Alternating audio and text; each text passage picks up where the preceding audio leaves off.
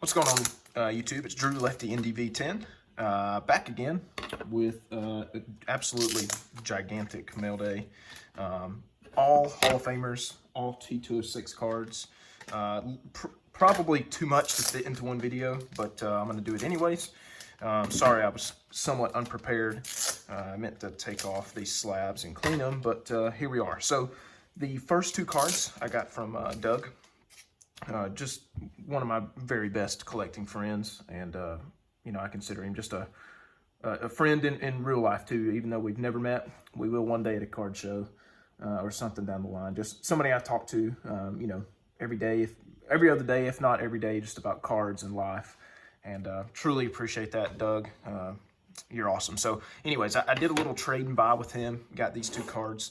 The first one, an absolutely beautiful Huey Jennings, both hands showing. It's a Piedmont, I think it's a 350, yeah. Common back there, but just a beautiful 3.5. The other Jennings I have is also a 3.5. So when he showed me that, I knew I had to work out a deal for it. Beautiful colors there. Love that one. Also from Doug, I got this great looking George Davis. Somewhat of an unknown, or not really unknown, but lesser known Hall of Famer. Beautiful cards, a sweet cap, 150, my favorite, factory 25, and it's an SGC4.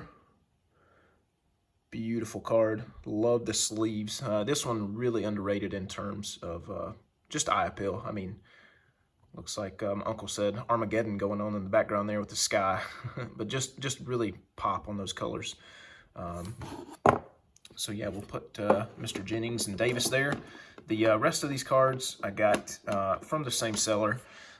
Just a crazy whirlwind of deals that I did all at once. They're all super low grade, obviously. They're all ones and 1.5, but they're great placeholders until I can upgrade one day. And the eye appeal on all these, just, you know, pretty good. Prices absolutely out of this world. I mean, literally like 2015 prices. So the first one, let's see, literally there's no good order to do these in, so I'm just going to jump into it. Each one of these cards could have a video on their own, but yeah, here we are. First one, Cy Young. This one is a real beater, but it still looks good. I mean, from afar, you can't see the 1,000 creases. No, I'm just kidding. It's a total placeholder for my set, but I paid $150 for this card. I mean, realistically, I think I could easily get $350, $375, maybe even $400 on a good day, even for this beat up one. So yeah, it's a Piedmont 150, super old SGC slab. I eventually want to get these crossed over. But yeah, if I start a binder, I may crack this whenever I upgrade. We'll see. That's so far down the road. But this is probably my least favorite Cy Young of the 3 cards he has in the set. The Milkman is probably my second. Obviously, the Portrait's my favorite. But it's a beautiful card nonetheless. And again, for $150, really can't beat that. I don't even remember what I paid for the rest of these. I remember that one offhand. So yeah, next one we will do, let's do the other Cy Young. This one is a 1.5 polar bear. And this one actually, the eye appeal's, you know, fairly good. The crease doesn't really bother me too much up there by his face like it normally would. But this is always just a kind of creepy card. Everybody says he looks like a milkman, and check out those eyes. Yep, milkman. If you watch South Park. Anyways, it's a polar bear back, so kind of cool having an off back of a Cy Young. Definitely not something I ever planned on getting, but again, the price was super right for these. And for a 1.5, this is a pretty good looking card. Minimal creases. It does have the polar bear staining up there. And yeah, that's it. Just a nice looking card for the collection. Again, would make a really good binder card one day. Last two, let's see.